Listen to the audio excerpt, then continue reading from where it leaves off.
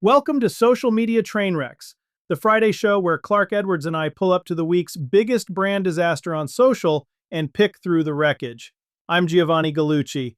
We find the dumb decision, the post that poured gas on the fire, and the one move that would have saved them. Clark, what are we rubbernecking at this week? Oh, we're going to the WNBA, Gio. Because this week, the league took a bad 2 seconds on the court and turned it into a multi-day brand crisis. And then, one of its own teams lit a second fire while the first one was still burning. A twofer. My favorite kind of episode. Let's start at the crash site. So here's the wreck. June 24th, Mercury and Fever. Alyssa Thomas catches Caitlin Clark in the throat with her fist, scrambling for a loose ball. About 7 minutes left in the second quarter. And the refs call nothing. Nothing. That's the spark. And notice, Clark, the spark itself isn't the brand's fault. A blown call is a basketball problem. It only becomes a brand problem the second the league decides how to handle it. The Fever's coach called it egregious in real time, and she was right. But at that point, it's still just a sports gripe. Then the next day, the league actually acts. Flagrant foul 2, 1-game suspension, and a fine. How much was the fine? $1,000. And there it is. That's the first bonehead move, and it's a classic. When your punishment number looks smaller than the offense, the number becomes the headline. $1,000 for a fist to the throat of the most famous athlete in your league. Whatever the rulebook says, the internet does the math instantly. That's what a hit on our biggest star costs. The fine might be by the book. The optics torched whatever credit the suspension earned. So it was right and wrong at the same time. The action was defensible. The packaging was a disaster. And this is what brands miss constantly. In a crisis, you aren't just making a decision, you're publishing it. The number, the wording, the timing, all of its content now. And your audience reads it as a signal of how seriously you take the thing. $1,000 signaled, we don't take it very seriously. Could they have packaged it better? Easily. Same suspension, but you lead with the words, not the number. You say contact to a player's throat is a non-basketball act and has no place in our league. Here's the discipline. Now the story is your standard, not your price tag. They let a dollar figure speak for them, and a dollar figure always sounds cheap. The lesson for any brand, when you announce a penalty or a refund or a policy, lead with the principle and bury the arithmetic. People remember the value you named, not the math. Okay, but you said 2 fires. That's the league. What's the second? Yeah, who lit the other one? One of the league's own teams. While all this outrage is peaking, the Phoenix Mercury social account posts a little stick figure doodle taunting an opponent. Cartoon, speech bubble, the whole bit. Fans torched it as tasteless given the moment. And that one is the purest bonehead move of the week because it was so avoidable. Somewhere a social coordinator had a cute, jokey post teed up, probably scheduled days earlier, and hit publish on autopilot while the entire sport was on fire over player safety. That's not a villain, that's a process failure. Nobody told the person holding the brand account to look up first. Is that really a fireable thing, though? It's just a doodle. The doodle isn't the crime, the timing is. That same post on a normal Tuesday is harmless team trash talk. Nobody blinks. Drop it into a player safety firestorm, and it reads like the brand is laughing at the thing everyone's upset about.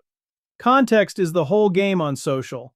A post isn't good or bad in a vacuum, it's good or bad against the moment it lands in. That's why the freeze matters so much. You're not censoring your team's personality, you're making sure the room you're walking into is the room you think it is. So grade the response. Start with the league. The league gets a D, and the reason isn't the suspension, it's the silence around it. They issued a ruling and then let everybody else narrate it. The Fever's president put out a clean, sharp statement. Player safety should be paramount. We appreciate the review. Our focus is on Caitlin and the team. That's how you do it. But the league itself stayed muted. And when the brand at the center of a story goes quiet, the vacuum fills with everyone else. And it did fill. Even guys like Robert Griffin were posting that the players need to be protected. Exactly. You had former NFL players, you had fans, you had a whole weekend of the WNBA won't protect its stars becoming the official story because the WNBA didn't tell a better one. Silence is never neutral in a crisis.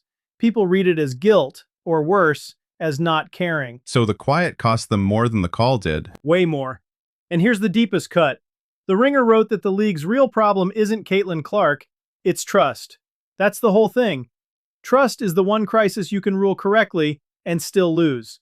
If your audience already believes your officiating is inconsistent, a technically correct flagrant 2 doesn't fix anything.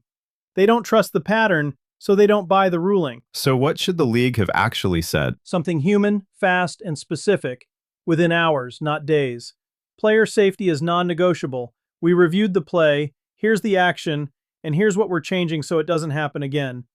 40 words.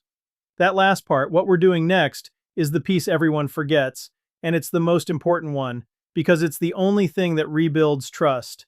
Punishment looks backward. A promise about the next game looks forward. People forgive the mistake when they believe you've learned from it. The league handed out backward-looking discipline and nothing forward.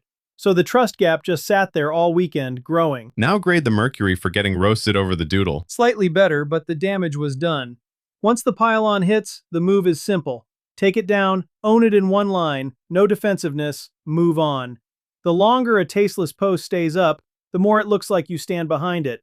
Every minute it's live, you're choosing it again. But everybody says don't delete, it looks like you're hiding. That rule is for a typo or an unpopular opinion. This is different.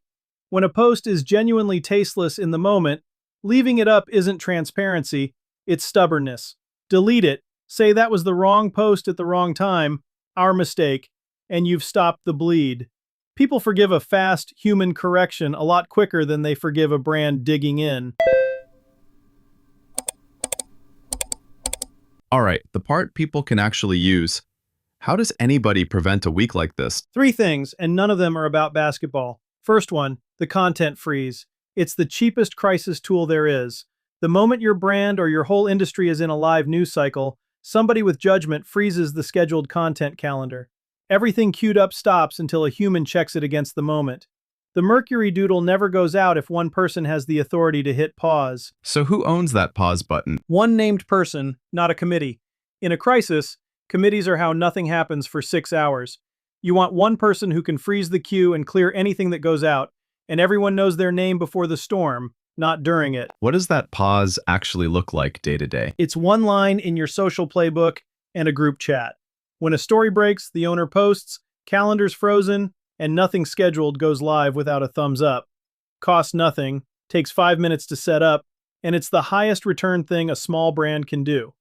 The Mercury had the budget for a fancy social team, and apparently not the one sentence that says, when the building's on fire, stop posting jokes. That's 1. Give me 2. Speed, with a pre-written spine. You can't script a crisis, but you can pre-decide your values and your first move. The Fever nailed this. Player safety is paramount. Here's what we appreciate. Here's our focus. 30 seconds to read. Impossible to argue with. Every brand should have that skeleton written on a calm Tuesday, so that on the worst day you're filling in a blank instead of staring at one. The league had no spine ready, so they froze, and the freeze became the story. And the third? Protect your franchise asset, loudly. This is the big one, and it travels to every business listening. Caitlin Clark is the single biggest growth engine that league has had in decades. When your most valuable asset takes a shot, visibly standing up for it isn't favoritism, it's basic brand math.